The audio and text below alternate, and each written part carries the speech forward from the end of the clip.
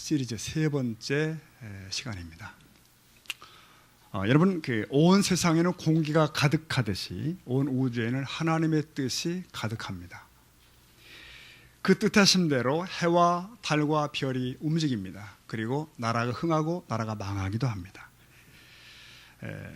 우리 인간들은 잘 모르지만 이 모든 일들에 하나님의 손길, 즉 주권적인 손길이 있습니다. 그래서 역사의 끄트머리에는 하나님의 나라, 그 온전한 나라가 도래함으로써 모든 것이 막을 내리게 됩니다. 아니, 다시 시작되게 됩니다.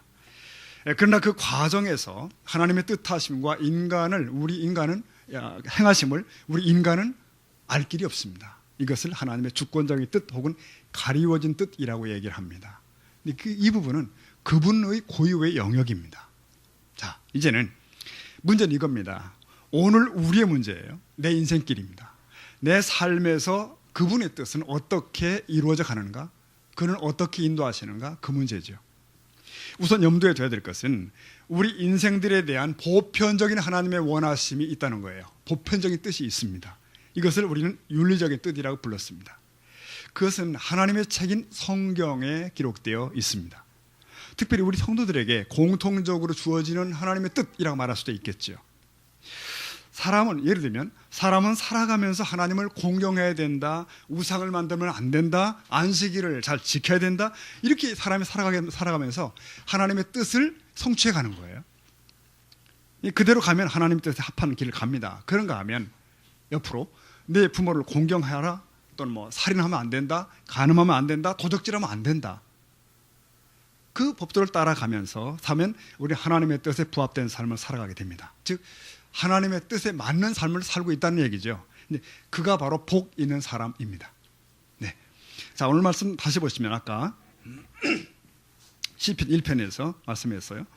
복 있는 사람이 누구냐 물을 때 그는 악인들의 꾀를 안 따른다, 죄인들과 함께하지 않는다, 오만한 자들과 함께하지 않는다, 그러면서 2절 다시 읽어볼까요? 2절 시작. 오직 여호와의 율법을 즐거워하여 그의 율법을 취하러 묵상. 네, 여기서 말하는 복 있는 사람이 누구냐라고 묻는다면 복 있는 사람은 누구예요? 여호와의 법을 즐거워하며 그의 법을 주야로 묵상하는 사람이다. 여기서 말하는 그의 법은 그의 뜻이에요. 이것을 우리는 하나님의 윤리적인 뜻이라고 명명할 수 있습니다. 여러분, 이건 굉장히 중요합니다. 심지어 예수님께서는 하나님의 윤리적인 뜻을 행하는 사람은 천국에 갈 수 있는 것이고 행치 않은 자는 들어가지 못한다, 불법을 행하는 자들아 떠나라, 이런 말씀들을 하신 적이 있어요. 요한 13장 17절 보니 예수님 말씀하시기를 너희가 이것을 알고 행하면, 이것이 뭐예요? 드러나는 하나님의 뜻들입니다. 행하면 복이 있으리라 그러셨습니다. 즉 하나님의 윤리적인 뜻들에 순종하는 사람이 하나님의 영적인 가족의 일원입니다. 그래서 우리는 성경을 배우고 말씀을 듣고 결심도 하고 그렇게 하는 거예요. 그러다가 그에 합당한 삶을 살지 못하면 후회하고 회개도 하고 돌이키고 그렇게 하는 것이죠. 그러나 우리가 일상에서 하나님의 뜻대로 산다, 또는 하나님의 인도하심을 받으며 산다고 하는 것은 여전히 우리에게 수수께끼처럼 남아 있습니다. 그게 어떻게 가능하지? 여러분, 십계명처럼 이렇게 선명하게 드러나지 않은 일들이 우리의 삶 속에 많잖아요. 24시간 살다 보면 너무나 크고 작은 일들이 다가오는데 그때마다 거기에 합당한 하나님의 뜻이 뭘까? 늘 의문으로 남단 말이죠. 예를 들면 우리 주부 성도님들 시장을 볼 때 무엇을 먼저 살까? 오늘은 무엇을 살까? 직장 나가서 오늘은 점심 메뉴를 뭘 먹을까? 이런 것들은 성경에 나오지 않는다는 거죠. 다른 사람과의 대인관계에서 마찬가지예요. 물론 내 이웃을 사랑하라, 이런 원리는 주어져 있지만, 즉 윤리적 뜻은 주어져 있지만 구체적으로 내가 어떻게 대할 것인가, 이 직장에서 아주 간사하게 노는 저 김 과장을 내가 어떻게 상대할 것인가, 무슨 말 할 것인가, 이런 것들은 정해져 있지 않다 이거예요. 나의 취직 문제, 어느 직장으로 방향을 잡을 것인가, 아무리 성경을 들춰봐도 안 나온다 이거예요. 그죠? 헌금 생활을 우리 하는 건 알지만 얼마를 헌금해야 되지? 이거 성경에 안 나온단 말이죠. 자, 이런 일을 내가 행할 때 내게 정해진 하나님의 뜻이 있는가? 미리 답을 담겨 말씀드리면 이런 겁니다. 그런 세세한 일에 대한 정해진 길은 없다 이거예요. 하나님의 고정된 뜻도 없는 것입니다. 그럼 어떻게 해요? 내가 결정하는 겁니다. 거기에 나의 성숙도가 연결되는 거예요. 내가 선택하는 것입니다. 이미 지난 시간에 계속 걸쳐 말씀드리지만 여러분 끝까지 그럴 리가 없다고 여기는 분도 계실 거예요. 왜냐하면 나름대로 굳어진 사고가 있단 말이에요. 지금 뭔가 정해진 게 있을 거야. 근데 그건 내 생각이고 성경은 다르다 이거예요. 하나님은 우리가 살아가야 할 그 길을 그려놓지 않으셨습니다. 미로처럼 가리워져 있지 않아요? 우리는 그 길을 노심초사하며 찾아가야 되는 그런 던져진 존재가 아니라는 것이죠. 한 발자국이라도 헛디디면 난 망할 거야, 그거 없다는 것입니다. 여러분 이해가 되시는지? 우리가 무슨 일을 결정할 때 하나님의 드러난 윤리적인 뜻을 어기지 않는 한 죄를 짓는 것이 아닙니다. 네, 잘못이 없습니다. 죄가 없으면 죄책감도 없어야 됩니다. 지난 시간에 말씀드렸지만 잠언서에서 여호와를 인정하라 그러면 내 길을 지도하시리라 그랬는데 여기서 말하는 내 길은 내게 정해진 나의 뭐라고 할까요? 내게 정해진 그 길이 아니라니까요. 종합적인 내 인생 여정을 말하는 것입니다. 그런 유사한 성구들은 일반적인 우리의 삶에 대한 말씀이지 개개인의 정해진 길을 의미하는 게 아니라는 것입니다. 하나님의 개별적인 정해진 길은 우리에게는 없습니다. 성경에 없다 이거예요. 그러면 이걸 적용해 보십시다. 내가 직장에 취업할 때 어떻게 되는가? 여러분 정해진 뜻이 없으면 내가 해야 되는데 어떻게 하면 좋습니까? 맨 먼저 걸러야 할 건 이겁니다. 뭘 걸러? 이 직장이 내가 저 직장을 바라보고 있는데 이 직장이 하나님의 윤리적인 뜻과는 부합하는가 안 되는가? 우선 그걸 보셔야 되는 거예요. 물론 성경에 나 아무개의 직업이 지정되어 있지 않잖아요. 단지 내가 어떤 자세로 인생을 살아야 할지가 나와 있고 어떤 일들은 하나님이 싫어하시는지의 원리들은 나와 있어요. 먹든 마시든 어떻게 해요? 하나님의 영광을 위하라. 하나님의 기쁨이 되라. 그러니까 내 직장도 하나님의 기쁨이 돼야 되는구나. 또는 내 이웃을 사랑하라, 도적질하지 말라, 이런 원리가 윤리적 원리 주어져 있잖아요. 그래, 그래, 내 직업이 남을 해치는 것이 되면 안 되는구나. 사회에 악을 조장하는 직업이 되면 안 되는구나. 여러분 직업에는 귀천이 없습니다. 물론 그러나 직업에는 건전한 것과 건전치 않은 것이 있습니다. 하나님이 기뻐하시는 직업이 있는가 하면 그리고 반대로 미워하시는 직업도 있는 것이에요. 그러니까 성도라면 술집 경영 안 하시겠죠. 하다 그만두겠죠. 하던 분도 도박장을 운영하지 않겠죠. 또 성도라면 일단 주일 성수할 수 있는가 주일을 이걸 고민하면 결정하겠죠. 네, 이렇듯이 이미 우리 앞에 드러나 있는 하나님의 뜻을 먼저 살펴보는 작업을 해야 돼요. 그것도 순종하지 않는 사람이 더 이상의 하나님의 인도를 기대한다면 어불성설해요. 말이 안 되는 것입니다. 그것으로 걸러내야 돼요. 그 직장이 드러나 있는 하나님의 원리에 어긋나는가? 거기에 걸리면 나의 결정은 더 이상 진행시킬 수 없습니다. 방향을 바꿔야 되는 거예요. 즉 하나님의 윤리적인 뜻이란 것은요 1차 관문이에요. 1차 관문. 거기 통과해야 돼요. 그걸 통과하려 하면 이제부터는 무엇이 있을까요? 선택의 넓은 영역이 있습니다. 점이 아니라 자유 영역이 주어져요. 그때부터는. 보십시오. 고린도 교회 성도들이 뭔가를 결정해야 되겠습니다. 뭐냐면 유대의 가난한 성도들을 위해서 우리가 연보를 모아 보내자 결정이 됐느냐. 문제는 그럼 나는 얼마씩 할 것인가? 이런 거 남은 겁니다. 얼마나 해야 되지? 이때 사도 바울께서 이렇게 말씀합니다. 보십시오. 고린도후서 9장 7절 각각 그 마음에 정한 대로 할 것이요. 읽어보십시오. 인색함으로나 억지로 하지 말지니 하나님은 즐겨내는 자를 사랑하시느니라. 잘 보세요. 여기에 헌금의 액수가 나와 있나요? 안 나와 있죠. 액수 없습니다. 바로 하나님의 윤리적인 뜻 안에서의 선택의 자유를 얘기하는 구절이에요. 이 경우에 강조된 하나님의 뜻은 헌금을 내는 그 행위보다는 그 태도를 얘기하는 것입니다. 각 사람이 내게 되는 돈의 액수가 말하는 것이 아니라 헌금하는 자의 마음 자세를 지목하고 있어요. 그 태도에 대한 하나님의 뜻은 뭡니까? 거기 보니까 뭐죠? 인색함으로 하지 않음, 이런 거, 억지로 하지 않음, 즐겨냄. 그러니까 이 자세를 어떻게 지목합니까? 자원함, 넉넉함, 기쁨으로 드림, 이런 원리만 주시는 거예요. 강제에 의해 마지못해 돈을 냈다면 그건 헌금이 아니라네요. 하나님과 상관이 없답니다. 그리고 최종적으로 실질적인 헌금의 액수는 어떻게 해요? 내가 결정하라. 그렇게 된 겁니다. 개인이 결정하라. 각각 그 마음에 정한 대로 할 것이요. 그러나 여러분 전번에 지적했던 전통적인 견해가 말하는 하나님의 개별적인 뜻은 뭘까요? 원한의 점입니다. 너는 얼마나 결정되어 있어. 이런 뜻이죠. 그거 아니라는 것입니다. 그걸 어떻게 찾아요? 그것은 그러나 성경이 말하는 하나님의 뜻은 점이 아니라, 어떤 점이 아니라 신자들에게 주어진 커다란 원 같은 거예요. 원. 그러니까 윤리적인 뜻은 우리의 선택의 일차 관문인데 그 문을 들어서면 넓은 마당이 있다니까요. 넓은 마당입니다. 점이 아니라. 하나님의 자녀들에게는 하나님의 윤리적인 뜻 안에서의 모든 것이 가능합니다. 모든 것이 가능해요. 예컨대 사도 바울 초대교회 성도들이 음식 문제를 고민할 때 하나님이 주신 것이다는 믿음으로 받으면 부정한 것이 없다, 이렇게 말씀하는 거죠. 이걸 먹든 저걸 먹든 그 안에서 결정 괜찮다. 어떤 결정도 죄가 아니다. 어떤 경우도 죄책감 가지면 안 된다, 이렇게 말씀하는 거예요. 그러면 이런 깨달음은 우리에게 자유를 줍니다. 그렇죠? 자유를 줘요. 그 다음 이런 깨달음은 우리에게 해방감을 줘요. 자, 보세요. 1차 관문을 들어서면 이제부터 우리의 선택은 지정된 게 아니라고 그랬죠. 넓은 영역에서의 선택이 주어집니다.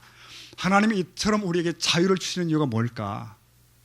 에덴에서부터 이제까지 선택의 기회를 계속 우리들에게 주시는 이유가 뭡니까?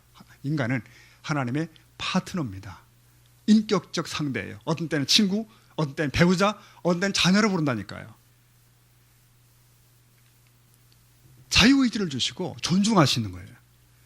우리는 하나님을 기쁘시게 결정할 수도 있고 내 멋대로 결정할 수도 있는 존재입니다. 사람은 그 정도의 권한이 있어요. 근데 중요한 것은 그 결정으로 인한 결과는 내가 책임지는 거죠. 선택으로 인한 결과는 내가 받는 거예요. 네. 그렇기 때문에 우리에게는 상급이 있습니다. 그렇기 때문에 우리에게는 징벌이 있습니다. 만일 우리 인생길이 다 정해진 길이라고 한다면 내가 저리로 가려고 해도 하나님이 다 끌어다 놓을 거야, 이런 거라면 만일 무슨 우리에게 책임이 있습니까? 무슨 상급이 있어요? 상급도 징벌도 필요가 없는 것입니다. 그렇다면 자, 이 구절 보시겠습니다. 로마서 14장 5절, 10절, 15절을 이렇게 좀 떼냈습니다. 자, 거기 보니까 이렇게 돼 있죠. 각각 자기 마음으로 확정할지니라. 어떤 일을 선택할 때. 그 다음 우리가 다 하나님의 심판대 앞에 서는 걸 기억해라. 그 다음 이러므로 우리 각 사람이 자기 일을 하나님께 직고할 때가 있다. 우리 모든 선택과 결정 우리 권한이고 자유지만 이것에 대한 평가는 따로 있는 것이죠. 굉장히 중요한 언급입니다. 이 부분이. 같이 읽어보겠습니다. 다시 한번 시작. 각각 자기 마음으로 확정할지니라. 우리가 다 하나님의 심판대 앞에 서리라. 이러므로 우리 각 사람이 자기 일을 하나님께 직고하리라. 직고한다. 아주 리얼하죠. 직접 이제는 내가 알렸다 뭐 이런 건데 우리가 직접 해야 되는 거예요. 여러분, 이렇게 우리가 주어진 자유에는 언제나 상응하는 책임이 있는 것입니다. 우리를 인격적으로 대화하시는 하나님 앞에서 우리는 책임 있는 선택과 결정을 하면서 인생길을 갑니다. 그래요. 하나님은 우리의 길에 대해서 고정된 틀을 제시한 적이 없습니다. 그렇다고 그의 자녀들에게 무관심한가? 그렇지 않습니다. 자녀들이 어둠에 빠지기를 원치 않는 뜻이 있으시고 하나님의 방법으로 인도하십니다. 근데 그 인도하심은 인격적입니다. 정해놓고 따르라 그거 아니고 곁에서 도우시는 방법이라고 표현하면 맞을 것 같아요. 그렇게 인도하십니다. 자, 우리가 1차 관문을 들어서잖아요. 그럼 들어서는 우리에게 필요한 것은 이렇게 성경에 이것처럼 드러나 있지 않은 사항들에 대한 답이 이제 우리에게 필요한데 과연 우리는 어떻게 결정할 것인가? 어떻게 해야 되는가? 신약의 사도들은 이랬습니다. 어떠한 결정을 하기 위해서 하나님의 이 상황에 대한 개별적인 뜻을 찾으려 한 적이 없다 이거예요. 하나님이 정해진 길이 이걸 텐데 뭐지? 그런 적이 없는 거예요. 예를 들면 사도 바울은 1차 전도 여행에서 데살로니가에 들러 교회를 설립했습니다. 근데 거기서 유대인들의 시기 질투 받아서 도망할 수밖에 없어요. 위험해서. 도망하다 보니까 아덴까지 갔습니다. 아테네. 근데 아테네에 머물면서 그는 고민합니다. 자, 데살로니가에 남겨놓고 온 초신자들 막 생긴 교회를 어떻게 할까? 하나님이 이 교회를 어떻게 돌보길 원하시지? 하나님 뜻이 뭐지? 어떻게 하면 좋지? 라고 생각할 때 이런 식으로 결정합니다. 데살로니가전서 3장 1절 보면은 이러므로 우리가 참다 못하여 우리만 아덴에 머물기를 어땠죠? 좋게 생각하고 그리고 그 다음 일을 행했다는 것이에요. 그러니까 어떻게 결정했냐? 판단해보고 좋게 여겨서 아덴에 남았다는 거예요. 그리고 좋게 여겨서 젊은 목회자인 디모데를 보냈다는 거예요. 그런 식으로 한 겁니다. 그러니까 사도 바울에게 얼마든지 임의성과 자율성이 있는 거죠. 지금 성경이 다른 부분 살펴봐도 비슷한 게 많이 나와요. 예컨대 그것을 합당한 것으로 여겨서, 이런 식으로 표현. 합당한 것으로 여기기 때문에 결정했대요. 이게 바로 사도들의 결정의 방법이었다. 다시 정리해 보십시오, 여러분. 이렇게 드러난 윤리적인 뜻과 무관한 결정은 어떻게 해요? 영적 편리에 근거하여 내가 지혜로운 결정을 내리는 겁니다. 여기서 봐야 되는 대목이 영적 편리에 근거한다. 그거예요. 영적 편리에 근거한다. 이게 뭘까요? 자, 영적으로 결정한다는 건 그런 거죠. 영적이라는 말은 우리 성도들이 모든 삶을 담아내는 그릇이 아닙니까? 그릇, 영적. 우리 영적인 존재니까. 우리의 존재의 목적은 하나님께 영광을 돌린다. 그를 기쁘시게 한다. 그런 거죠. 그래서 내가 모든 종류 무슨 결정을 하든지 일단 영적인 그 태도 안에 있어야 한다는 건 맞는 거예요. 이해되시죠? 그 다음, 편리에 근거하여 결정한다 뭐죠?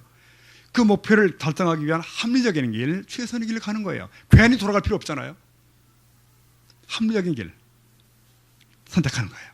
그래서 우리 요약하면 우리는 영적이고 편리적인 것을 근거로 해서 우리의 지혜로 판별하는 겁니다. 하나님이 주신 이성, 판단력, 지식, 이게 다 필요한 거예요. 자, 결국 이런 결론에 도달합니다. 우리 신자들이 어떤 인생길에 대한 결정을 할 때 어떻게 자신에게 주어진 지혜를 가지고 영적 편리에 근거해 하는 것인데, 이때 이 지혜가 어떻게 동원되냐면은 우리 인생을 가는 길목길목에 놓여져 있는 이정표들이 있어요. 표지판들이 있다고요. 그걸 주의 깊게 봐야 된다는 거예요. 종합분석. 여러분이 만일 생전 처음 가는 길을 가잖아요. 운전대를 잡고 할 때 어떡합니까? 길가에 있는 이정표를 눈여겨봅니다. 이 표지판들을 정확히 봐야 돼요. 그러면서 그걸 활용해 찾아가는 거예요. 마찬가지. 우리 신자들이 지혜로운 인생 여정에서 놓여져 있는 많은 표지판들, 그것들을 보도록 하나님은 지혜를 주셔요.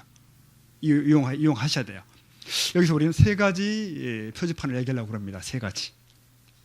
첫 번째는 같이 읽어보십시오. 시작. 지혜를 구함. 첫 번째의 써야 될 표지판이 이거예요. 지혜를 구함. 누구한테 구할까요?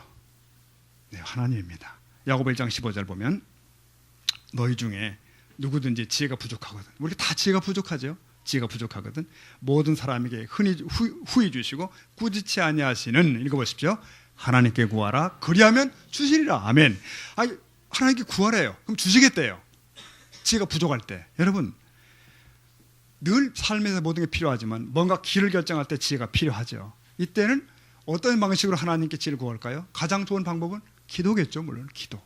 기도는 좋은 거죠. 기도. 하나님께서는 믿음으로 구하는 자에게 이미 지혜를 주시겠다고 약속했기 때문에 그걸 붙들고 강청할 수 있습니다. 여러분, 물론 성경 잠언서 같은 데 펴보면 삶의 조각지혜들이 굉장히 많이 있습니다. 하지만 특별히 어떤 사안을 놓고 기도할 때 주시는 지혜가 따로 있지 않습니까? 이때 성령께서 우리 가장 탁월한 조언자로 등장하시게 되는데 생각나게 하시고 깨닫게도 하시고 돌이키기도 하시고 그런 하셔요. 그러므로 우리 성도들이 평소에도 기도하시지만 어떤 일을 놓고서 결정 전에 기도하는 건 좋은 것입니다. 지혜를 구하는 것이죠. 지혜. 그렇다고 기도 중에 갑자기 나타난다, 그런 건 아니에요. 지혜를 주십니다. 첫 번째 꼭 우리 놓치지 않을 대목이에요. 또 하나의 표지판, 중요한 표지판이 있습니다. 그것은 두 번째, 읽어보십시오. 상황을 분석함. 네, 상황 분석이 있습니다. 우리가 결정할 때 어떤 상황이 주어지지 않습니까? 그걸 분석한다. 성경 보니 느헤미야는 예루살렘의 무너진 성벽을 수축할 때 무대뽀로 한 게 아니고 먼저 은밀하게 이 성벽 무너진 거 조사합니다. 어디가 무너지고 얼마나 인건비가 들 거며 어떤 바위가 필요하며 다 조사한 뒤에 공사에 착수하죠. 바로 그런 겁니다. 여호수아는 그 여리고성을 공격할 때 먼저 정탐꾼을 보내서 어디에 정문 경비 초소가 있고 어디로 가면 공격이 쉽고 이게 다 파악하잖아요. 먼저. 이렇듯이 우리는 필요시에는 종이를 꺼내놓고 대차 대조표를 만들고 종합 분석을 해볼 필요가 있는 거죠. 물론 이 분석할 때는 자기가 포함됩니다. 나는 이 일에 관심이 많은 사람이고 원래 은사가 있고 취미가 있고 이거 중요합니다. 이것도. 또는 뭐 나의 경험, 나의 자본 다 분석해야 되겠죠. 예를 들면 막 은퇴한 양반이 자기가 생전 안 해본 일을 하기로 결정 무조건 해버리고 투자해버린다. 이건 뭐 망하는 거죠, 그냥. 자, 이 상황 분석 때 약간 헷갈리기 쉬운 것이 있습니다. 바로 열린 문과 닫힌 문이에요. 열린 문과 닫힌 문. 자, 우리 동서가 동쪽 서쪽에 있는데 어느 쪽 갈 것인가 할 때 보니까 동쪽 문이 열려 있는 거예요. 서쪽은 막히는데. 그러면 이거 동쪽 문 하나님이 주신 거네. 여러분, 이렇게 단정할 수는 없다는 것입니다. 성경을 살펴보면 열린 문이기 때문에 그 길이 가는 경우도 있고, 또 열린 문임에도 불구하고 그 길을 마다하고 가는 경우가 있습니다. 네. 그러니까 무슨 얘기냐면, 열린 문이라고 하는 것은 우리가 순종해야 하는 하나님의 섭리 표시가 아니라 단지 기회예요.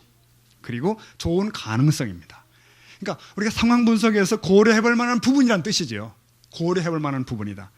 여러분, 열린 문이나 닫힌 문은 둘 다 정답이 아닙니다. 거기 매이면 안 됩니다.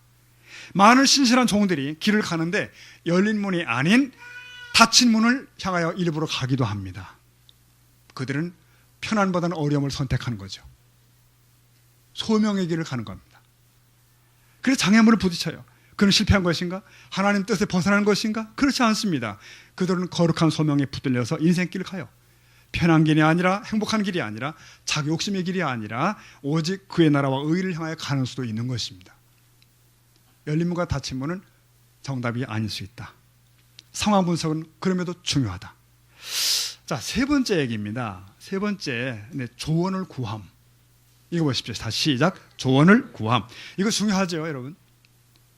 우리 인생길 가면서 뭔가 선택하고 결정할 때 지혜로운 조언자는 우리 인생에서 정말 중요합니다. 우리는 평생 배우면서 사는데, 물론 배우자가 1차적으로 우리의 그 조언자가 될 수 있죠. 근데 어릴 때는 부모가 조언자이고, 스승이 조언자이고, 뭐 친구가 조언자입니다. 잠언 13장 말씀 보십시다. 20절. 같이 읽어보죠. 시작. 지혜로운 자와 동행하면 지혜를 얻고 미련한 자와, 무슨 말인지 아시겠죠? 우리 성도 여러분들은 피차 지혜로운 동행자가 될 수 있기를 축원합니다. 또 이게 뭐 반대가 되면 어렵잖아요, 여러분. 지혜로운 동행자 참 좋습니다. 근데 이 조언자에는 두 종류가 있습니다. 두 종류. 영적인 통찰력을 주는 자가 있고, 그다음 실무적인 그 통찰력을 주는 자가 있습니다. 이 둘이 다 필요합니다. 우리 성도니까 성도는 영적인 통찰력을 주는 이의 도움이 필요합니다. 내 결정에 관계되는 성경의 원리는 무엇인가? 주위에 성숙한 성도들이 있으면 좋습니다. 보통 성도들은 목회자에게 이런 얘기를 할 수 있죠. 목회자는 사회적 전문 지식으로 조언하는 게 아니라 영적 신앙적 조언을 합니다. 우리 성도들 주위에 서로 간에 이런 성숙한 믿음의 사람들이 많이 있으면 굉장히 좋은 겁니다. 다른 조언은 또 하나는 실무적 통찰력이 있는 조언자입니다. 그러니까 그 사람은 바로 그 분야에 개인적인 지식이 있거나 체험이 있는 자예요. 그는 그 길을 먼저 걸어간 자이고, 실패도 한 자이고, 성공도 한 적이 있습니다. 여러분, 직장과 진로를 결정해야 되는 우리 청년들에게 있어서는 우리 교회 내의 어른 직장인들이 그래서 참 중요합니다. 이분들이 조언, 이분들이 인도가 굉장히 중요합니다. 이렇게 지금까지 세 가지가 있다고 그랬죠. 지혜를 구하는 것, 상황 분석, 조언을 받음, 이런 것들, 이게 다 우리가 꼭 활용해야 될 대목들이에요. 여러분, 하나님은 우리 개개인을 운명 지우는 개별적인 뜻을 놓고 고집하지 않습니다. 고정된 그 길이 없다는 것이에요. 그 길은 내가 만들어야 됩니다. 내가 선택합니다. 그렇기 때문에 우리는 어떻게? 우선 이 길이 하나님의 윤리적인 뜻에 합한가를 먼저 묻는 거죠. 그 다음으로는 그 영적 편리에 따라서 하나님께 지혜를 구하며 상황을 분석합니다. 조언자들의 말에 귀를 기울입니다. 그러면서 내가 결론을 내립니다. 내가 선택해요. 그것이 내 인생에 대한 하나님의 뜻이 됩니다. 궁극적으로 우리는 하나님의 인도를 그렇게 받는 거예요. 그렇게 받습니다.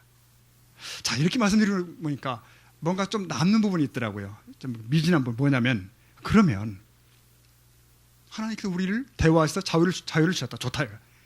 그러면 하나님은 그렇게 한 뒤에 내 깔에 두시나? 나한테만 맡겨놓으셨나? 우리들 각자를 향하신 하나님의 소원은 없나? 있죠. 분명히 있습니다. 예를 들면 저 이진우에 대한 하나님의 기대하심은 없나? 분명히 있는 거예요. 여러분, 마치 부모가 자기 자녀에게 원하는 삶이 있잖아요. 여러분 자녀들에 대한 그런 마음이 있죠. 우리 애는 이렇게 살아도 좋겠다, 기대가 있어요. 그렇다고 해서 자식이 그 부모의 그림대로 사는 건 아니지 않습니까? 결국은 그는 자기 길을 갑니다. 하나님은 어떠실까요? 하나님도 그의 자녀들에게 기대가 있으셔요. 기대가. 내가 이런 삶을 살았으면 좋겠다는 마음이 있으셔요. 그리고 그분은 얼마든지 그 길을 강제할 수 있습니다. 그러나 일방적으로 강요하지 않는다고 하셨어요. 숙명적 삶을 살도록 못을 박지 않으십니다. 왜? 자녀이니까. 그럼 하나님은 어떻게 그의 마음을 우리에게 보이시나? 어떤 식으로 접근하시나? 이럴 때 우리는 하나님의 그 섭리의 손길을 생각할 수 있습니다. 하나님의 섭리의 손길. 하나님은 우리 인생길에서 어떤 특별한 사건을 부딪히게도 하실 수 있습니다. 혹은 특별히 어떤 길목에 누군가를 만나게도 하실 수 있습니다. 그때 나는 그 만남이나 사건에 대해서 예민한 영적 감각을 가지고 마음을 열고 받아들이고 새로운 길을 갈 수도 있어요. 여러분 그런 말 듣잖아요. 어떤 이는 인생을 가다가 누구를 만나는데 인생을 바꿨다. 그때부터. 이런 기회가 찬스로 조질 수 있습니다. 그럼으로써 우리는 하나님의 기대에 더 부합하는, 더 효과적인, 더 정말 멋진 그런 삶을 살 수도 있고 어떤 일은 안 그럴 수도 있어요. 잘못이 아니냐 그 문제가 아니라 더 하나님 기뻐하는 길을 갈 수도 있는 방법도 있지 않겠는가. 반대도 있어요. 하나님의 그런 식으로 섭리의 손길을 가지고 다가올 때 완고해버리고요. 불순종하고 내 길만 고집하고 그럴 수도 있거든요. 여러분. 그럴 자유가 있지 않습니까? 자, 누구보다 좋은 신앙적 환경에서 자라게 된다.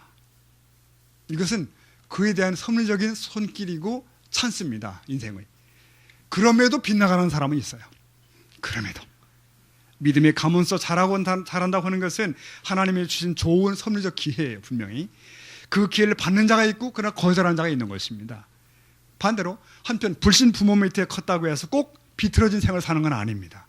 그가 어느 날 그에게 다가온 전도자의 마음을 열었고 가슴 가득 받아들였고 오히려 그의 부모와 가족을 다 전도할 뿐만 아니라 멋진 생을 살아낼 수가 있습니다. 아름다운 생을. 이해되시죠? 그렇습니다. 우리는 우리 인생에 하나님의 주시는 자유와 선택의 권리에 따라서 길을 갑니다. 행여 길을 놓칠까 두려워하면서 가서는 안 된다. 주신 선택의 기회들을 감사하며 가야 된다. 이겁니다. 그러면서도 우리는 주권자 되신 하나님을 늘 기억을 합니다. 그가 펼쳐주시는 섭리의 손길에 대해서도 마음을 열고 갑니다. 하나님을 사랑하며 하나님의 드러난 뜻들에 순종하며 내 인생길을 걸어가는 거예요. 뚜벅뚜벅. 그러면 가장 효율적인 인생을 살게 될 수 있을 줄로 믿습니다. 보람 인생을 살게 되는 거예요. 말씀을 정리하면서 한 가지 노파시처럼 지목하고 싶은 게 그겁니다. 성경에 읽다 보면 때때로 특별한 인도를 받는 사람들이 있잖아요. 환상을 봤다든지 천사가 나타났다든지 막 뚜렷한 음성을 들어버려요. 사울아 이렇게. 또 막 기적으로 나를 막 이렇게 옮겨가시고. 내게는 그게 안 되는가? 자꾸 그런 거 묻지 말자는 거예요. 그들은 단순한 환경이나 느낌을 통한 인도가 아니고요. 뚜렷한 초자연적인 개입을 통한 그런 하나님 터치를 받은 거예요. 그런 일이 구약에 많습니다. 특히 구약에. 그리고 신약의 초기에 기독교 부흥 역사의 폭발기에 많습니다. 그러나 오늘 그것을 기대하면 10중 8구 빗나가기 십상입니다. 미신적 되기 쉽습니다. 왜? 지금 신약시대 우리 성도들에게는 이미 충분한 성경이, 완벽한 성경이 주어져 있고요. 거기에 윤리적인 지침들이 나와 있고 우리의 삶의 원리와 영적인 테두리가 선명하다고요. 뿐만 아니라 오늘 신약시대 성도들에게는 우리 안에 이미 내주하시는 성령이 계셔서 그분은 도우시는 분이 끊임없이 우리가 생각나게 하시고 깨닫게 하시고 기도 중에 지혜도 주시고 이거 아시잖아요. 네, 성경과 성령님이 함께 우리를 서포트 하신다. 우리는 거의 완벽한 자리에 와 있어요. 이제 우리는 우리의 지혜의 방법을 활용하도록 하나님 부르십니다. 내가 내게 준 판단력을 활용하라. 우리 영적인 형편에 따라서 편리한 길을 택합니다. 이때 길목에 세워져 있는 뭐라고 그랬죠? 표지판들 종합 활용하십니다. 지혜롭게 자료들을 수집 평가하고 건전한 이성의 판단에 근거해서 판단하고 열린 마음으로 상담자들이 조언을 받아들이고 그렇게 합니다. 그는 하나님의 인도를 받는 겁니다.